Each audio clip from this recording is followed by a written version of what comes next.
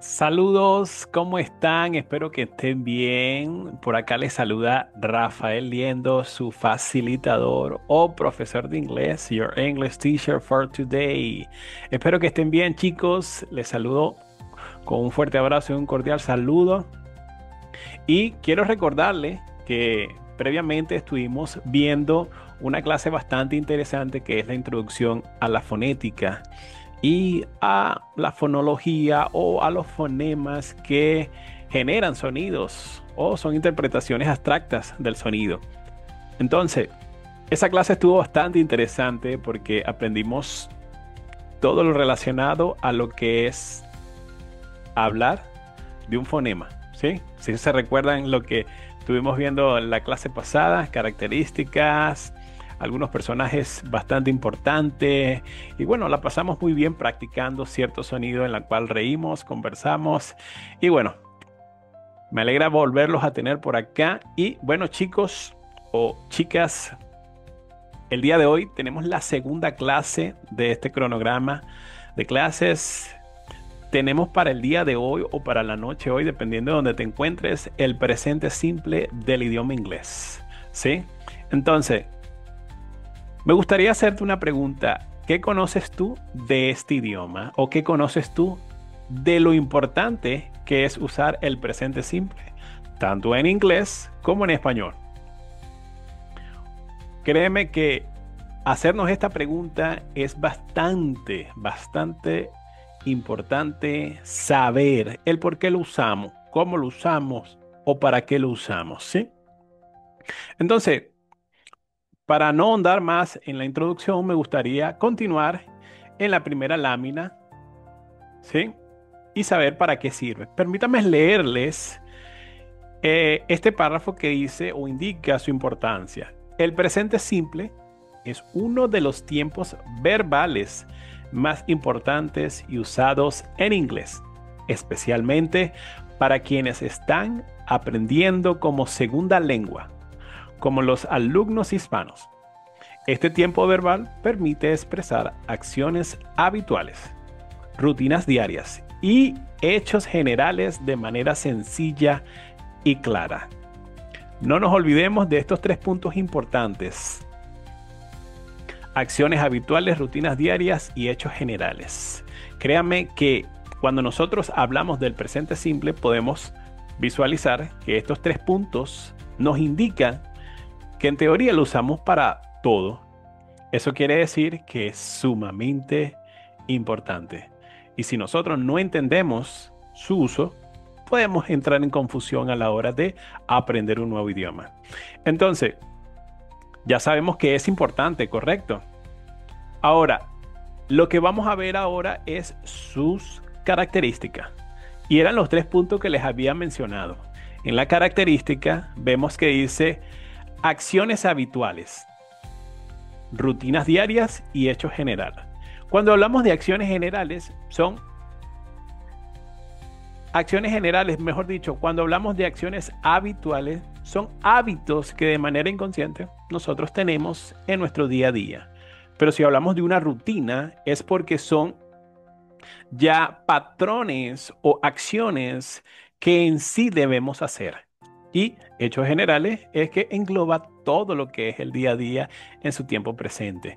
Aquí en nuestra imagen mostramos un ciclo, una rutina diaria de la cual estamos visualizando que un personaje o una persona X tiene un proceso de actividades o acciones al realizarse o que debe hacer. Entonces, queremos decir, o me explico, es muy importante saber que son tres características que describen el presente simple. Quiere decir que es sumamente importante. Vuelvo a recalcar este punto porque es uno de los factores bastante cruciales para poder entender el siguiente idioma que tú deseas hablar. Obviamente ya dominas el español, pero deseas hablar inglés y para entender el inglés tienes que ver la diferencia entre ellos dos. Entonces, vamos a continuar y es aquí donde queremos entrar en materia. Diferencias entre ambos idiomas. Cuando nosotros visualizamos las diferencias, es la única forma de decir, wow, definitivamente el idioma no es ni la sombra del siguiente. ¿Por qué? Porque tenemos que pesarlos en una balanza. Ahora, vamos a leer acá en el primer párrafo donde dice, en inglés, escucha atentamente, en inglés el presente simple no se usa para describir acciones que ocurren en el momento de hablar. Para eso se utiliza el presente continuo. En inglés no se usa el presente simple para describir acciones. Se usa el presente continuo. Ya ahí estamos mencionando dos tiempos verbales totalmente diferentes. Presente simple, presente continuo. En el inglés. Pero en el español, dice acá, en cambio, en el español, el presente simple puede emplearse tanto para acciones habituales como para acciones que están ocurriendo en el presente, lo que puede generar confusión en hispanohablantes al aprender inglés. Wow, esto aquí es totalmente diferente. No podemos decir que los idiomas son iguales. Tampoco podemos caer en confusión o caer en confusión cuando deseamos comparar un idioma con el otro. No, nada que ver, no podemos entrar en comparaciones porque es allí donde entra la confusión. Tenemos que saber que ambos son diferentes.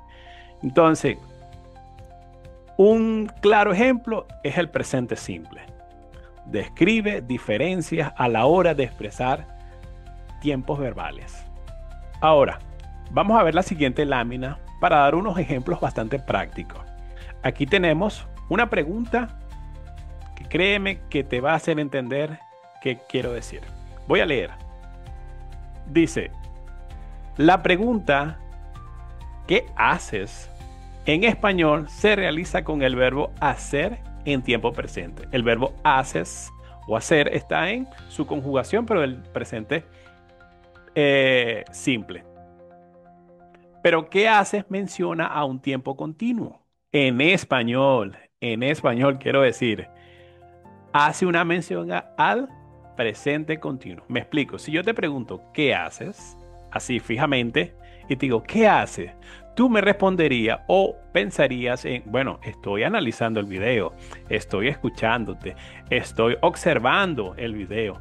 Eso quiere decir que esa mención de ese tiempo presente está haciéndote entender la continuidad del hecho. Lo que llamamos en español ando, endo. ¿Sí? Esos sufijos que se usan ando, endo para las terminaciones de los verbos. Una continuidad. Ahora, sin embargo, esa misma pregunta no se podría formular en inglés usando el tiempo presente, ya que tendría otro significado. Por ende, se realiza con el tiempo presente continuo y sería What are you doing? ¿Sí? Esa sí es la estructura gramaticalmente perfecta para nosotros referirnos a qué estás haciendo en inglés. ¿Sí? Tal cual como dice en inglés allí mismo. What are you doing? Quiere decir, o traducido es, ¿qué estás haciendo? No podemos decir qué haces en inglés. Sería como en traducción, what do you do? Pero la pregunta what do you do se refiere a ¿qué te dedicas? Totalmente complicado, ¿verdad? Me imagino que debes estar pensando eso. Pero es aquí donde nosotros nos damos cuenta que el idioma inglés y el área del castellano son totalmente diferentes. Y eso nos ayudará o nos iluminará un camino un poco más claro para así entender y adquirir este idioma, que es el inglés. Ahora, vamos a seguir. Tengo otros más ejemplos de los cuales me gustaría leer con ustedes. Aquí tengo en el área del inglés, voy a leer esta frase en inglés que dice, she works every day. Voy a repetirlo. She works every day. Aquí dice, en este ejemplo, el inglés se añade la S al verbo work para la tercera persona del singular she. Ok, esto es una regla gramatical para la tercera persona que se aplica en el verbo. Se le agrega una S. No en todos los casos, pero se le agrega una S en la mayoría de los casos. Ahora, en el español vamos a ver una leve variación, pero no cambia tanto. Vamos a verlo. Aquí dice, ella trabaja todos los días. Mientras que en español el verbo cambia su terminación a trabaja para concordar con el sujeto ella. Eso quiere decir que no se le agrega, simplemente su conjugación para concordar con el pronombre ella. Allí es una de las grandes diferencias que tenemos en el español y en el inglés cuando nos referimos al presente simple, ¿sí? Ahora, hay una parte bastante amplia donde vamos a tocarla en la siguiente lámina y es cuando hablamos de terceras personas en inglés. Las terceras personas, voy a leer acá nuevamente, juntamente con ustedes, dice, el presente simple, la tercera persona del singular, él, ella, eso, requiere una forma especial del verbo. Voy a aclararles que él, ella y eso son estos pronombres que tenemos acá. She, ella, he, él, it, cuando nos referimos a una cosa, a un animal, ¿sí? Ahora, en la mayoría de los casos se añade S al final del verbo base. Ejemplo, tenemos un verbo base que es work. Cuando es tercera persona, si yo quiero decir ella trabaja, yo diría she works. She works. Uso la S para hacer énfasis en que es una tercera persona. She works. Puedo decir she works every day, como el ejemplo que teníamos en la anterior lámina. De igual forma, no de igual forma. Ahora, por otra parte, si el verbo termina en S, S, X, X,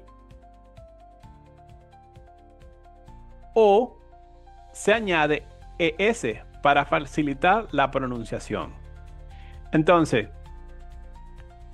si nosotros queremos hacer una oración en tercera persona, de los cuales el verbo posee estas terminaciones o estos sufijos, vamos a usar uno de ellos, por ejemplo, watch, que significa ver o mirar.